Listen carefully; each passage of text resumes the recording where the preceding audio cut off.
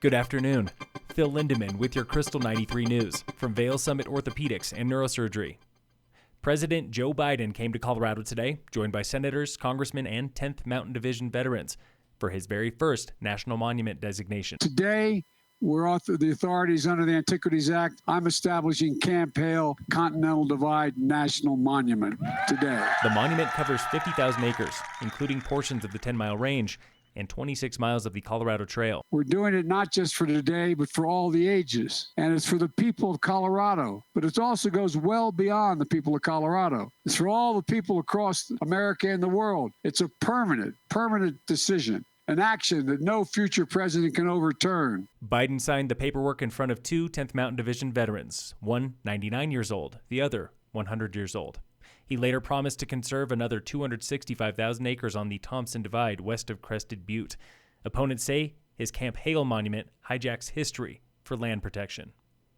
Summit Sheriff made 3 arrests in Keystone last week, 2 for domestic violence. One suspect also picked up a DUI and drug possession charge. Another man was busted on domestic charges in Copper for violating a pair of restraining orders. Phone scammers are posing as Summit Sheriff's deputies, telling locals the only way to pay for a warrant is right now with gift cards.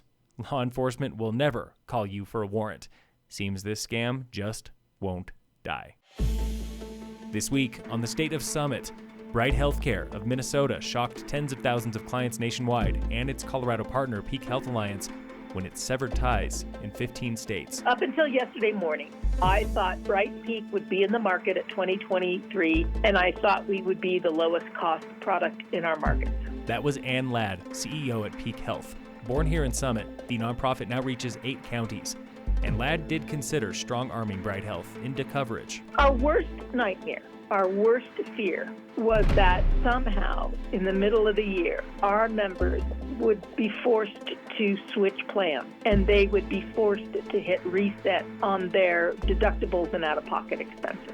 Rumors of the Bright Health exodus surfaced this summer when it proposed a rate increase of 44% here in Colorado. The commissioner was fairly effective in getting them to agree to significantly lower rates here in Colorado.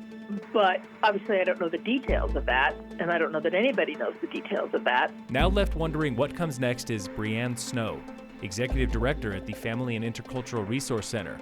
She was using Bright Health. It's an unsettling feeling for many of us to not know what is going to happen. Snow says this news is disheartening, but she and her team are ready to help. We know for Summit County residents, those questions can be very confusing because often folks have seasonal or multiple jobs. The FERC offers free healthcare consultations starting November 1st. Everyone currently on a Bright Health plan will be covered through end of this year. And Ladd at Peak Health says that is when the work starts for 2024. This is a wonderful opportunity for a great reset. Returning next year is the state reinsurance program with savings up to 20%. New next year is the Colorado option, saving up to 22% on top of that. Tune in again next week for the State of Summit on Krystal 93. Local fire danger remains moderate today, with no fire restrictions here in Summit. In sports, the Avalanche opened the regular season today against the Blackhawks at 7:30 on TNT.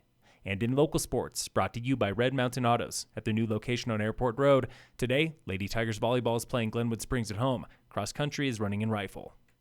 Phil Lindeman with your Krystal 93 News from Vail Summit Orthopedics and Neurosurgery.